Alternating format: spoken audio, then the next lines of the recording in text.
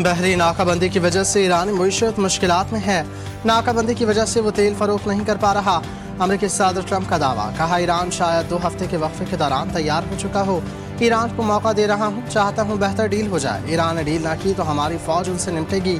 Iran से ऐसा माहिदा चाहते हैं जो हमेशा कायम रहे।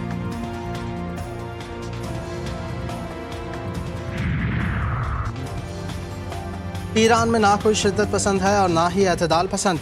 हम सब ईरानी और इनकलाबी हैं। ईरानी सदर और स्पीकर बाकर कालिबाफ का वाज़ेह पैगाम, कहा ईरानी हुकूमत और आवाम सुप्रीम लीडर के अहकामात के तहत काम करते हैं और मुल्क के दिफा के लिए मुकम्मल तौर पर तैयार हैं। खबरदार किया कि दुश्मन को इसके इक़दामात पर पछताने पर मजबूर कर दिया जाएगा और ईरान की सलामती पर कोई समझौता नहीं किया जाएगा। ईरान की फतह उनके लिए ज़िंदगी से भी ज़्यादा अजीज़ है और हर कीमत पर इसका तहफ़्फ़ुज़ यकीनी बनाया जाएगा।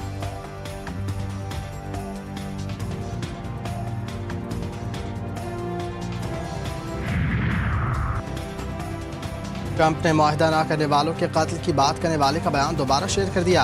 ईरानी वज़ारत ख़ारजा के तर्जुमान इस्माइल बक़ाई ने कहा, अमेरिका जो खुद को जमहूरियत और इंसानी इक़दार का लंबरदार कहता था, अब दहशतगर्दी, कत्ल और इज्तिमाई तशद्दुद को फ़रोग़ देने वाला दिखाई देता है।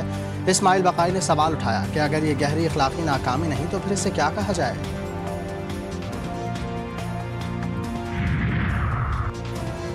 अमरीकी फ़ौज का बहरा हिंद में जहाज़ पर कब्जा। अमरीकी हुकाम के मुताबिक जहाज़ ईरान से तेल ले जा रहा था। मैरीटाइम क़वानीन का नफाज जारी रखेंगे, ईरान की मदद करने वालों को रोकेंगे। ईरान के नायब स्पीकर पार्लियामेंट हामिद रज़ा हाजी ने कहा, ईरान ने आबनाए हुर्मुज़ से गुजरने वाले जहाज़ों पर आयद करदा महसूलात की पहली आमदनी वसूल कर ली। महसूलात से हासिल होने वाली ये पहली रकम ईरान के मरकज़ी बैंक के अकाउंट में जमा करवा दी गई। खित्ते में अदम इस्तेहकाम की बुनियादी वजह अमरीका और इसराइल की जारहत है। दीगर ममालिक अमरीकी और इसराइली हमलों की वाज़ेह अल्फाज में मज़म्मत करें।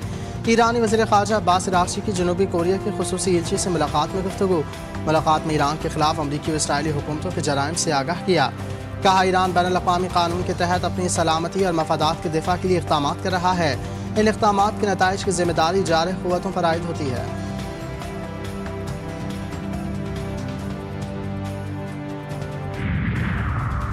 पाकिस्तान का LNG की स्पॉट खरीदारी का फैसला। कतर से LNG सप्लाई मुअत्तल होने के बाद पाकिस्तान LNG लिमिटेड ने आलमी मार्केट से 3 स्पॉट कार्गो खरीदने का फैसला किया।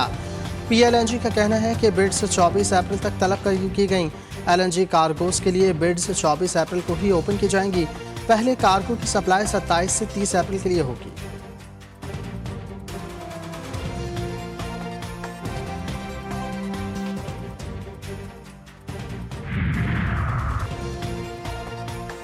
दुनिया तारीख के सबसे बड़े तवानाई बहरान से दोचार।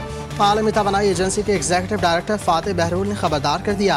कहा, आज की सूरत हाल के मुताबिक दुनिया यौमिया 1 करोड़ 30 लाख बैरल तेल से महरूम हो चुकी है। ये अब तक का सबसे बड़ा खसारा है। तवानाई बहरान पर खात्मे का वाहिद हल आबनाए हुर्मुज़ का मुकम्मल खुलना है।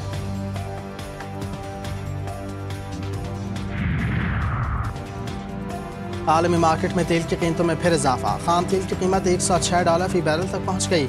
आलमी मुबस्सरीन ने कीमतों में हालिया इजाफा ट्रंप के बदलते और अहमकाना बयानात और धमकियों को करार दे दिया। ट्रंप ने आबनाए हुर्मुज़ में बारूदी सुरंगों से ईरानी जहाज़ों को उड़ाने की धमकी दी थी।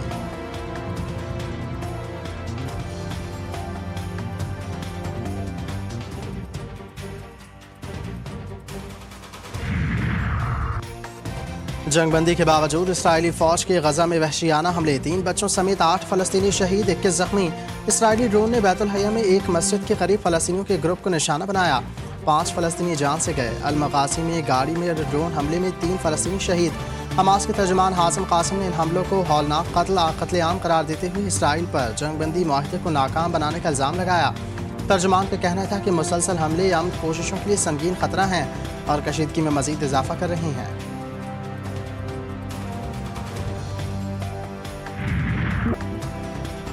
जंगबंदी के बावजूद लबनान पर इसराइल के हमले। जनूबी लबनान पर हमले में खातून सहाफ़ी उम्मे खलील समेत 5 अफराद शहीद।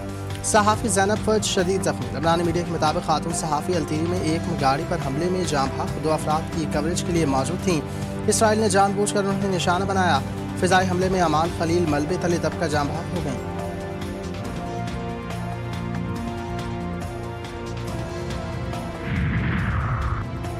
लबनान और इसराइल के बराह रास्त मुज़ाकरात मौक़ा। लबनानी वज़ीर आज़म नवाफ सलाम का कहना है کہ امریکہ اسرائیل پر اپنے مطالبات نرم کرنے اور جنوبی لبنان سے انخلا کے لیے دباؤ ڈالے۔ حزب اللہ کے سینئر رکن پارلیمنٹ حسن فضل اللہ نے کہا کہ اسرائیل کے ساتھ براہ راست مذاکرات ایک بڑی غلطی ہوں گے۔ اسرائیل معاہدے کی پابندی کرے تو حزب اللہ بھی جنگ بندی جاری رکھنے کا خواہاں ہے۔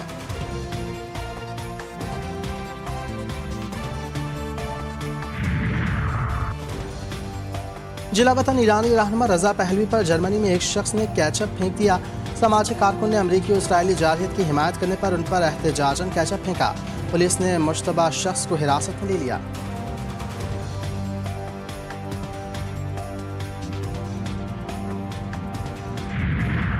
پاسداران انقلاب نے بچوں کی خواہش پر میزائلوں کو نیلے رنگ میں رنگ دیا۔ اس سے قبل بچیوں کے لیے میزائلوں پر گلابی رنگ کیے گئے تھے۔ اس اقدام کو ایک علامتی اور عوامی رابطہ مہم کا حصہ قرار دیا گیا۔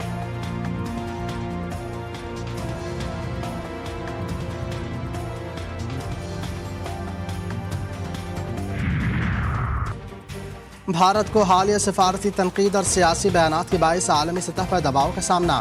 ٹرمپ کے بیان پر بھارتی اپوزیشن جماعت کانگریس رہنماؤں کی مودی کی پالیسیوں پر تنقید۔ موقف اختیار کیا کہ حکومت کی حکمت عملی کے باعث ملک کا عالمی تشخص متاثر ہوا، خارجہ سطح پر مؤثر رد عمل سامنے نہیں آ رہا۔ ماہرین کے مطابق ایسے بیانات دونوں ممالک کے تعلقات میں ممکنہ تناؤ کی عکاسی کرتے ہیں۔ یہ صورتحال خطے میں سفارتی توازن پر اثر انداز ہو سکتی ہے۔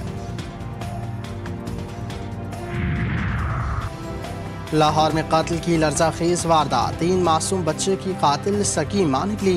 واقعہ اچرا کے علاقے میں پیش آیا۔ D I G investigation Lahore کے مطابق ملزمہ نے ابتدائی تفتیش میں گھریلو ناچاقی کا اعتراف کیا۔ ملزمہ نے تیز دھار آلے سے 5 سالہ مومنہ بطول، 4 سالہ مومن رضا اور 1.5 سالہ ام حبیبہ کو بے دردی سے قتل کیا۔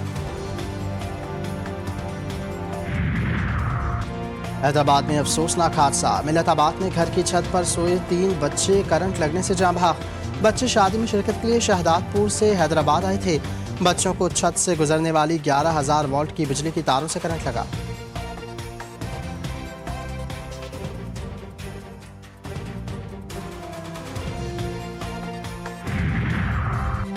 سندھ میں کانگو وائرس سے رواں سال کی پہلی ہلاکت، ٹنڈو محمد خان کا رہائشی 17 سالہ نوجوان کراچی کے اسپتال میں انتقال کر گیا۔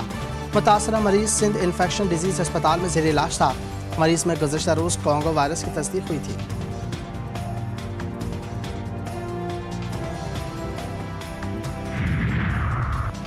نشہ آور شے استعمال کرنے کا الزام، ڈوپ ٹیسٹ معاملے پر قومی آل راؤنڈر محمد نواز نے تحریری موقف سے آئی سی سی کو آگاہ کر دیا۔ محمد نواز اس وقت پی ایس ایل میں ملتان سلطانز کی نمائندگی کر رہے ہیں اور موجودہ قوانین کے تحت انہیں کھیلنے کی اجازت ہے۔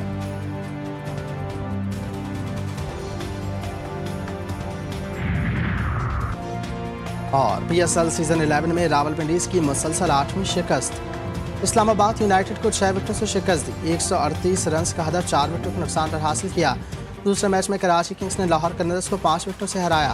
کنگز نے 200 رنز کا ہدف 5 وکٹوں کے نقصان پر حاصل کیا۔ فخر زمان 61 اور عبداللہ شفیق 65 رنز بنا کر نمایاں رہے۔